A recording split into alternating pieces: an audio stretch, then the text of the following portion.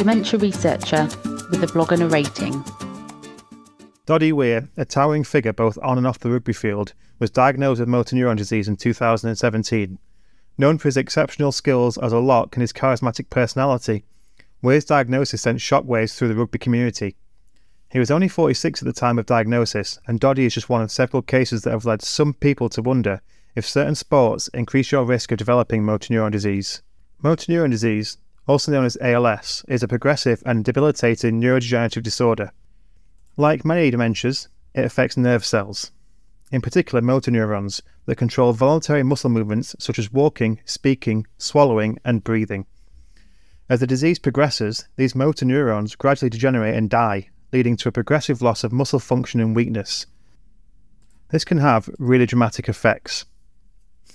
It can lead in difficulties with mobility, coordination, speech, and eventually death.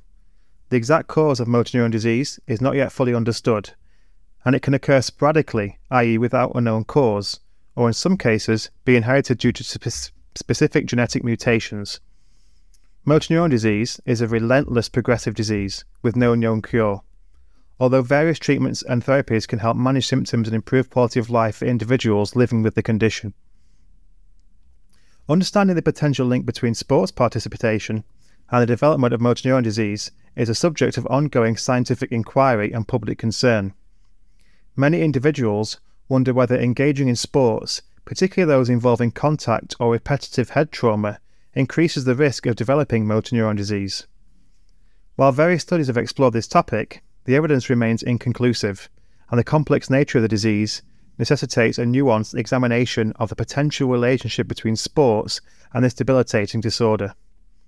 There is, however, a potential biological mechanism whereby repeated head trauma can lead to an increased risk of developing MND via another form of neurodegeneration called Chronic Traumatic Encephalopathy, or CTE. CTE is a degenerative brain condition that's associated with repeated head injuries and concussions.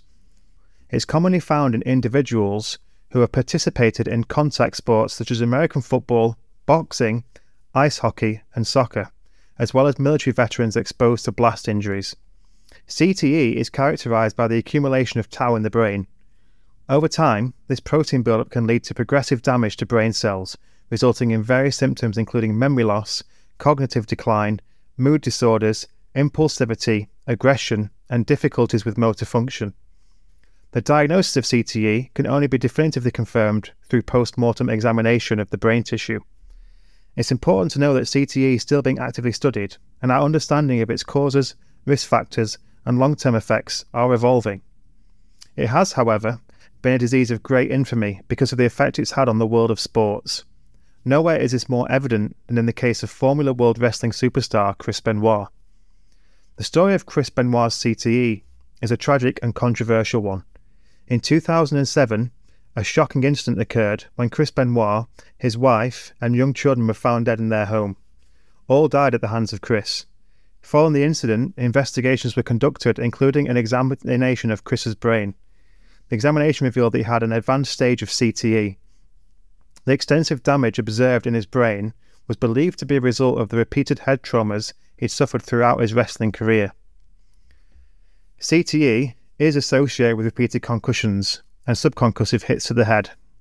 It leads to cognitive impairment and those behavioural changes and mental health issues. In the case of Chris, the presence of CTE raised questions about whether the condition played a role in his tragic actions. The incident sparked significant public debate and brought attention to the long-term effects of head trauma in sports, particularly in contact sports. It prompted discussions about the importance of concussion protocols, athlete safety, and the potential consequences of repeated head injuries. While Chris's case highlighted the devastating impact of CTE, it's also essential to recognise that his actions cannot be justified or condoned. It serves as a reminder of the need to prioritise athlete safety and take measures to prevent, detect, and manage head injuries in sports. So how does this relate to motor neurone disease? Let's go back to a sport like rugby for a moment.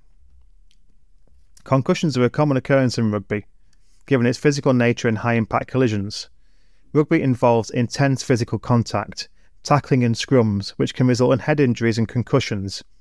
Due to the fast pace and physical nature of the game, players are at risk of experiencing direct blows to the head from collisions with opponents or contact with the ground. The nature of the sport also involves players frequently jostling for possession, leading to accidental clashes and collisions that can result in head trauma.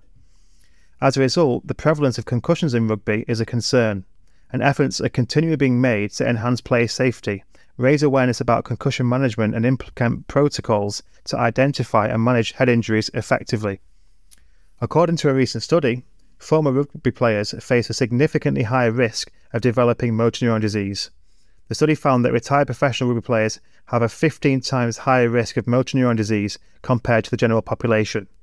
This involved analysing health records of over 8,000 former professional players in England, Scotland and Wales. However, it's important to note that this study did not establish a direct biological causal relationship between rugby and the disease, and further research is needed to understand the underlying factors contributing to this increased risk. But it still begs the question, what could be causing this trend? And that takes us back to CTE. High-impact sports with high rates of concussion lead to greater risk of developing CTE. New research has prompted discussions regarding the potential link between CTE and the development of motor neurone disease. We've yet to determine a biological link, but there seems to be epidemiological evidence to suggest that there's this increased risk in certain sports. NFL players are seen to have 4 times more high a risk to develop motor neurone disease in their lifetime. And as we saw earlier, that figure could be as much as 15 times higher for rugby players. This has led to the governing bodies taking action in response to the concerns surrounding the potential long-term health risks associated with contact sports like rugby, football and boxing.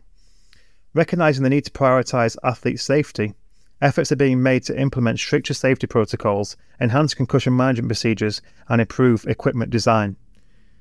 Governing bodies are collaborating with researchers and medical experts to gain a better understanding of the potential links between these sports and neurodegenerative diseases like CTE and, more importantly, motor neurone disease. Additionally, there's a growing emphasis on educating athletes, coaches and parents about the risks involved and promoting injury prevention strategies. By taking these proactive measures, governing bodies aim to mitigate the potential health risks and ensure that the future of these sports prioritises the well-being of participants. Thank you for listening. Join the Dementia Research bloggers and share your own views.